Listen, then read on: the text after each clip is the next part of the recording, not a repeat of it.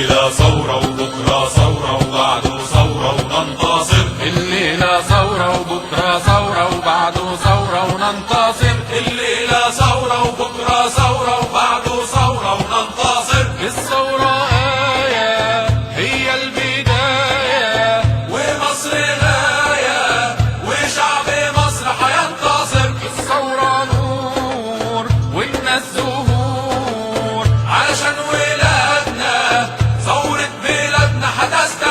الليلة ثورة وبكرة ثورة وبعده ثورة وننتصر. ضموا الأيادي يا ناس بلادي، الفجر طالع والشمس جايبة لنا الأمل. الثورة جيل حر وجميل، ده مستحيل ويا الحياة ويا العمل. الليلة ثورة وبكرة ثورة وبعده ثورة وننتصر. الليلة ثورة وبكرة ثورة وبعده ثورة وننتصر. الليلة ثورة وبكرة ثورة وبعده ثورة وننتصر. الليلة ثورة وبكرة ثورة وبعده ثورة وتحيا مصر.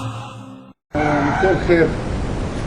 طبعا بكره واحد ما يوعد العمال، المفروض ان العمال بيحتفلوا بيه على مستوى مصر، بيحتفلوا بسنوات وساعات من الشقاء والجهد عشان وجود انتاج كويس تقدر الدولة تعتمد عليه في التصدير وسد احتياجات الشعب من خلاله. لكن الأزمة ان مفيش حد بيهتم بالعمال نفسهم، محدش بيهتم بالعامل لما يصحى الصبح بدري كده ويشيل هموم اسرته ويشيل هموم نفسه. محدش بيهتم بالعامل. اغلب العمال في بلدنا بيعانوا من مشاكل كتير، اغلبها مشاكل ماديه. ده علشان في ناس محطوطين في راس السلطه ما بيفكروش الا في نفسهم بس، بيفضلوا يمصوا في دم العمل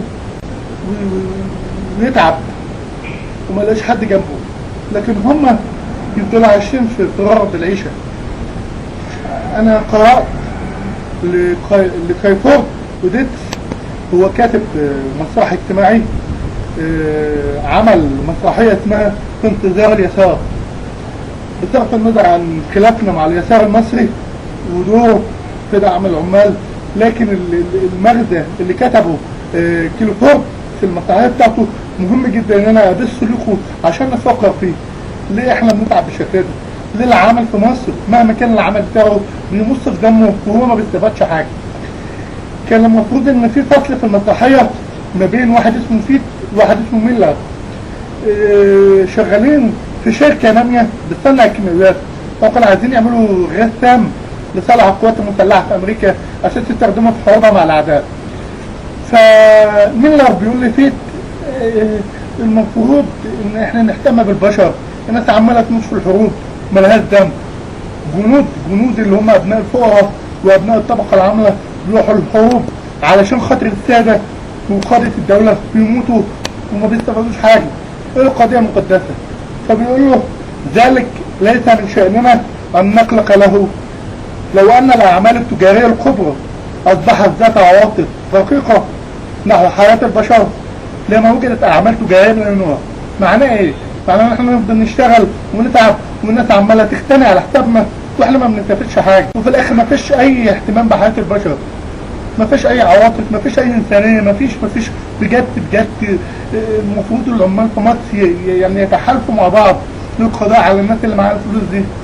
الناس اللي معاها الفلوس واللي هي رأسمالية واصحاب المال الوفير دول لازم حد يقف قدامهم، لان العمل بيتعب ويشتغل عدد ساعات كتير وياخد فلوس قليلة. ليه؟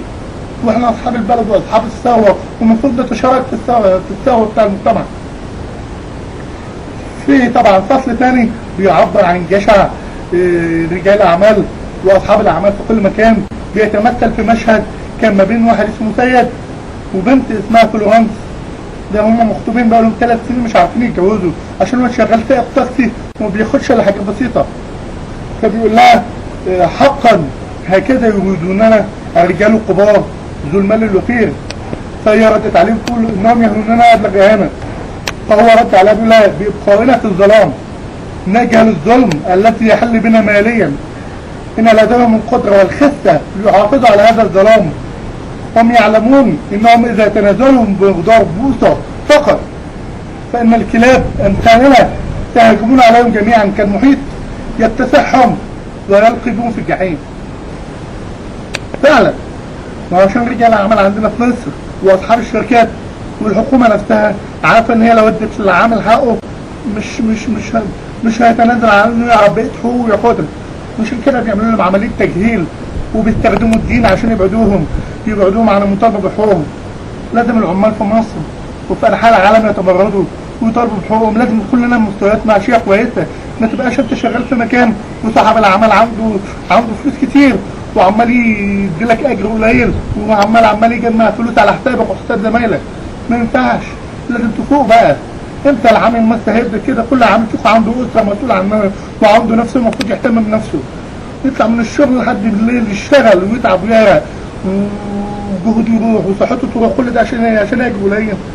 لازم من هنا حد يعيد العمال الجاي، لازم تطالبوا بحقوقكم، لازم تكون في نقابات قويه في مصر تطالب بيكم، مش بالسياسه بس. لازم يكون عندنا وعي، لازم نتحرك في الشارع، لازم كل عامل في مصر يعني ما يسيبش حقه. لازم نطالب بحد ادنى الاجور وحد اقصى، مش لازم هم المستشارين والوزراء واصحاب الاعمال يقبضوا فلوس كتير واحنا بنقبض فلوس قليلين.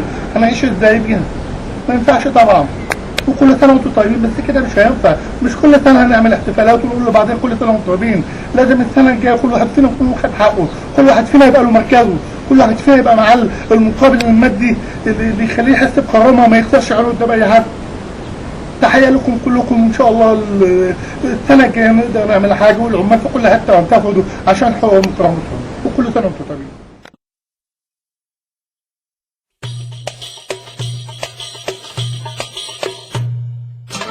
الليلة ثورة وبكرة ثورة وبعده ثورة وننتصر. الليلة ثورة وبكرة ثورة وبعده ثورة وننتصر. الليلة ثورة وبكرة ثورة وبعده ثورة وننتصر. الثورة